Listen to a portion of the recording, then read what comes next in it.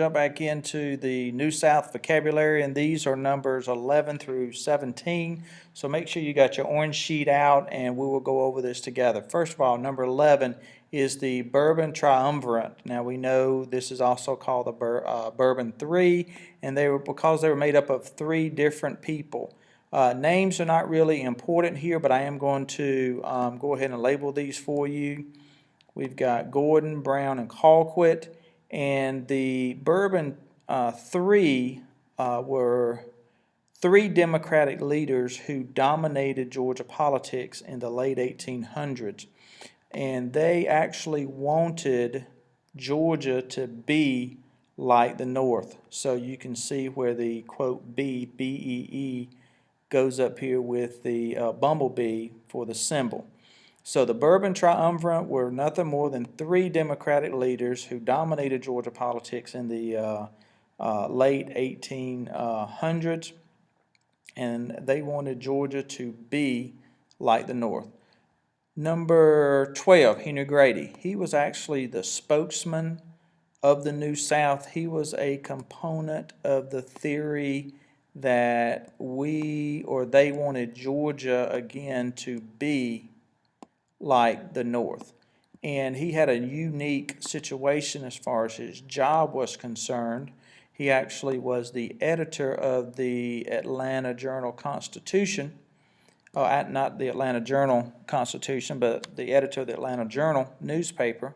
And he promoted an industrial New South. He wanted Georgia to move away from the agriculture and get more industrialized. And it looks like I spelled the word industrial wrong.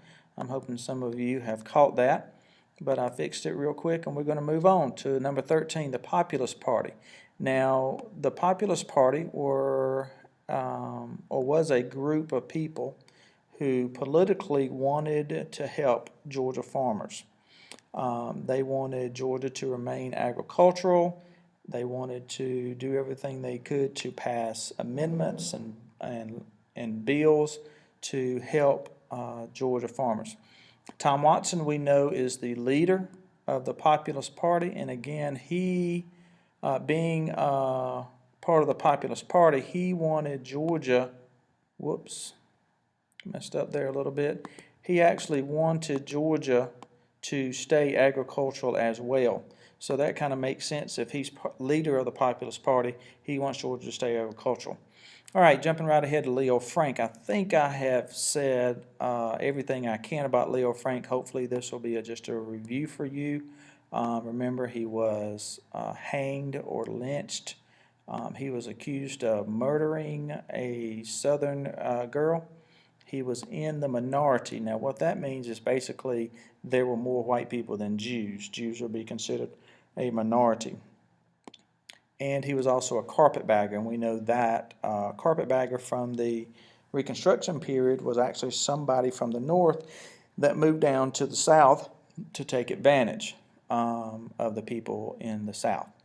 Number 16, Rebecca Latimer Felton. All of the females should remember this was a lady who fought for equal rights for women. Fought for women's suffrage, and actually helped get the 19th Amendment passed, which gave women the right to vote.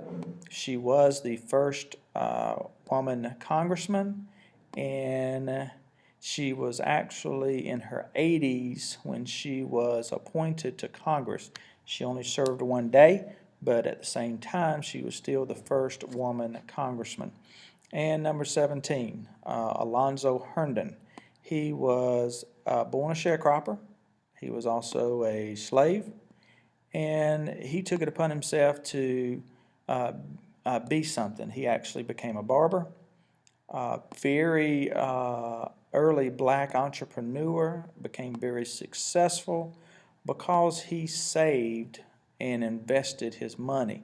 Now, he also created the Atlanta Life Insurance Company, which became a very successful insurance company in Atlanta. So Alonzo Herndon, again, was a very successful black entrepreneur and very important when it comes to the New South movement. So this wraps up part 2 of the orange sheet number 1 vocabulary numbers 11 through 17. So stay tuned to the next video.